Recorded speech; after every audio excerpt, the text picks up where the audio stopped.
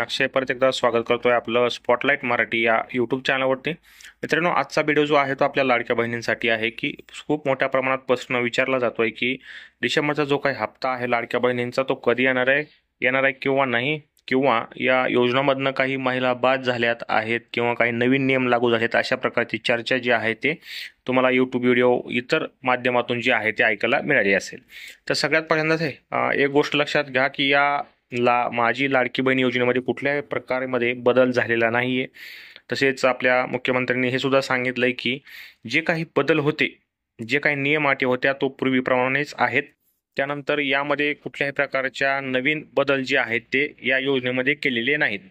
आता गोष्ट आहे की या योजनेमध्ये जे काही हप्ता आहे डिसेंबरचा तो कधी मिळणार आहे किंवा किती तारखेला येणार आहे. तर मित्रांनो, सगळ्यात महत्त्वाचं की या योजनेमध्ये जे आहे ते डिसेंबरचा हप्ता काही इलेक्शन कारणामुळे रखडला गेला होता आणि येत्या काही दिवसामध्ये आपल्याला एक हिवाळी अधिवेशन आहे नागपूरला, त्याची समाप्ती जी आहे ती 21 डिसेंबरला समाप्त झालेली आहे. आणि मुख्यमंत्र्यांनी आपल्या भाषणादरम्यान एक गोष्ट सांगितली होती की येत्या जे काही हिवाळी अधिवेशन आहे ते संपल्यानंतर लाडक्या बहिणींच्या खात्यावरती त्यांचे जे काही अकाउंटवरती पैसे आहेत त्यांच्या हप्त्याचे ते जमा होणार आहेत. आता यामध्ये बऱ्याच चर्चा होत्या की 2100 रुपये मिळणार आहेत वगैरे.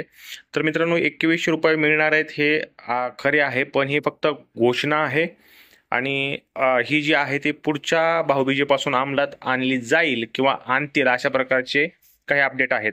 त्यामुळे आत्ताच्या जी काही स्थिती आहे ह्या स्थितीनुसार आपल्या मुख्यमंत्री लाडकी बहीण योजनेतील ज्या काही महिला पात्र आहेत अशा महिलांना त्यांचा डिसेंबरचा हप्ता जो आहे तो 1,500 रुपयेच मिळणार आहे. आणि तो कधी मिळणार आहे तर आता बघू शकता, 21 डिसेंबर ही तारीख सुद्धा उलटून गेलेली आहे. म्हणजेच की हिवाळी अधिवेशन जे आहे ते संपलेलं आहे आणि हिवाळी अधिवेशन संपल्यानंतर 2 ते 4 दिवसामध्ये या लाडक्या बहिणींच्या अकाउंटवरती पैसे पडतील अशा प्रकारची घोषणा मुख्यमंत्र्यांनी केली होती.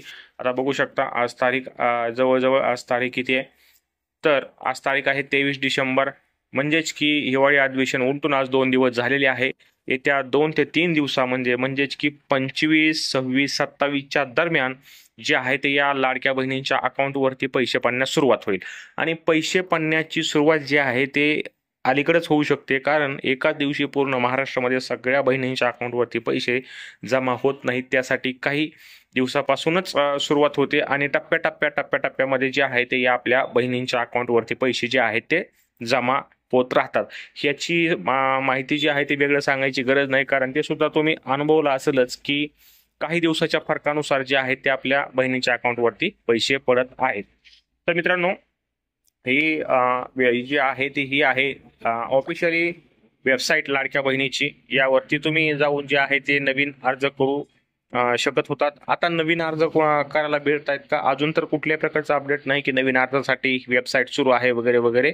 आणि जरी मिळत असले तरी ते ऑफलाईन पद्धतीनं तुम्हाला करावं लागतात, एकतर आशा सेविका, अंगणवाडी या मार्गातून.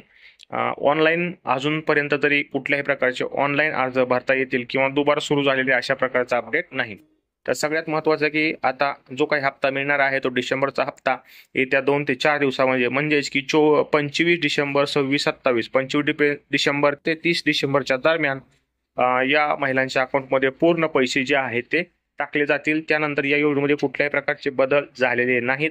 जे पहिले जुने नियम आहेत तेच आहेत. बघू शकता यासाठी काय कागदपत्र लागतात आणि काय नियम आहेत याचा स्क्रीनशॉट तुम्ही देऊन वाचू शकता.